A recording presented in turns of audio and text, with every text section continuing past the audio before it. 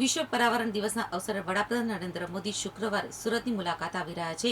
PM મોદીના આ પ્રવાસને યાદગાર બનાવવા માટે વહીવટી તંત્ર અને ભાજપ સંગઠન દ્વારા તડામાર તૈયારીઓ શરૂ કરી દેવામાં આવી છે. વડાપ્રધાનના આગમન પૂર્વે સમગ્ર સુરત શહેરમાં સ્વચ્છતા ઝુંબેશ હાથ ધરવામાં આવી છે, જેનું નેતૃત્વ ખુદ નવનિયુક્ત કેન્દ્રીય જળસંચય મંત્રી શ્રી સી.આર. પાટીલે લીધું છે. આજે સવારે તેઓ સુરતના ભટાર ઉમરાવ નગર વિસ્તારમાં જાતે જ સફાઈ અભિયાનમાં જોડાયા હતા અને શ્રમદાન કર્યું હતું. પીએમ મોદી આ પ્રવાસ દરમિયાન સુરતવાસીઓને ₹18,000 કરોડના વિકાસ કામોનું લોકાર્પણ અને ખાતમુહૂર્ત કરીને મોટી ભેટ આપશે. કેન્દ્રીય મંત્રી સી.આર. પાટીલે જણાવ્યું હતું કે પ્રધાનમંત્રી નરેન્દ્ર મોદી સાહેબે વર્ષ 2014માં દેશનો પદભાર સંભાળ્યા પછી સૌથી પહેલી અગ્રતા સ્વચ્છતાને આપી હતી.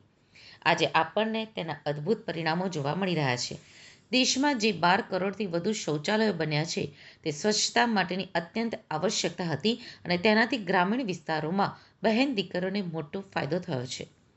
પાટીલે વધુમાં ઉમેર્યું કે પીએમ મોદી જ્યારે પણ કોઈ શહેરની મુલાકાત લેવાના હોય તેના એક અઠવાડિયા પહેલાં ત્યાં વ્યાપક સફાઈ ઝુંબેશ થવી જોઈએ એવો તેમનો આગ્રહ હોય છે, જેનાથી શહેરમાં જાગૃતિ અને સ્વચ્છતા બંને વધે છે.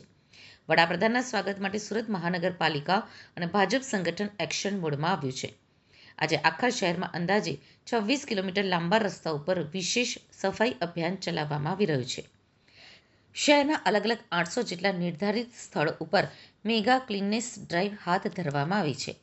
આ અભિયાનમાં સ્થાનિક કોર્પોરેટરો, ધારાસભ્યો, ભાજપના પદાધિકારીઓ, સફાઈ કર્મચારીઓ અને રિજનલ કમિશનર સહિતના ઉચ્ચ અધિકારીઓ પણ ગ્રાઉન્ડ ઝીરો ઉપર ઉતરીને મોનિટરિંગ કરી રહ્યા છે.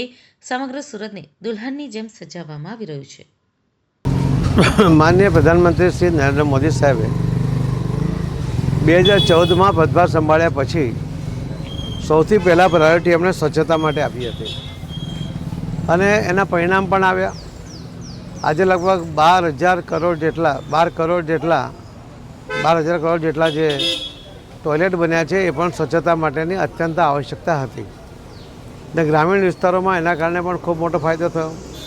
શહેરી વિસ્તારમાં મહાનગરપાલિકા કે નગરપાલિકા દ્વારા પણ સફાઈ ઝુંબેશ કે એમની પાસે કર્મચારીની વ્યવસ્થા પણ હતી.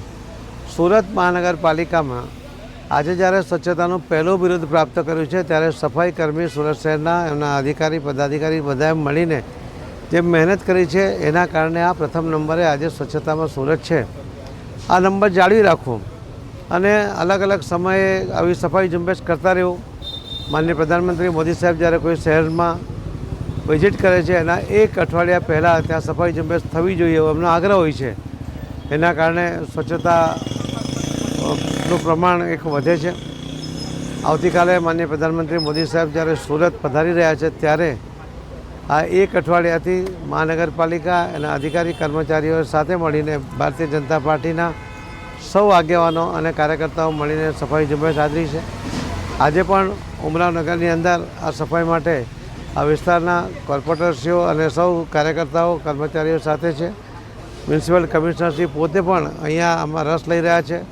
સાથે સાથે મેલેરિયા ન થાય એના માટે, પાણીનો ભરાવો ન થાય એની જાગૃતિ લાવવા માટે પણ એમણે લગભગ આખા શહેરમાં 900 જેટલા કેમ્પ કર્યા છે. એ ખૂબ અભિનંદનને પાત્ર છે. ફરીથી હું સૌ નાગરિક ભાઈ બહેનોને વિનંતી કરું છું કે સ્વચ્છતા આપણા ઘર પૂરતી મર્યાદિત ન રાખતા આપણા મોહલ્લામાં, આપણા શહેરમાં, આપણા રાજ્યમાં, આપણા દેશમાં સ્વચ્છતાનો આગ્રહ કરવો જોઈએ. આજે બાળકો પણ જાગૃત થયા છે. મોદી સાહેબના અભિયાનને કારણે હવે ચોકલેટ ખાઈને રેપર એ લોકો ગમે ત્યાં નથી નાખતા. ત્યારે આપણા સૌની તો ખાસ વિશેષ ફરજ છે કે આપણે પણ એમની જે જાગૃતિ આવી છે એનું અનુકરણ કરવું જોઈએ. ધન્યવાદ.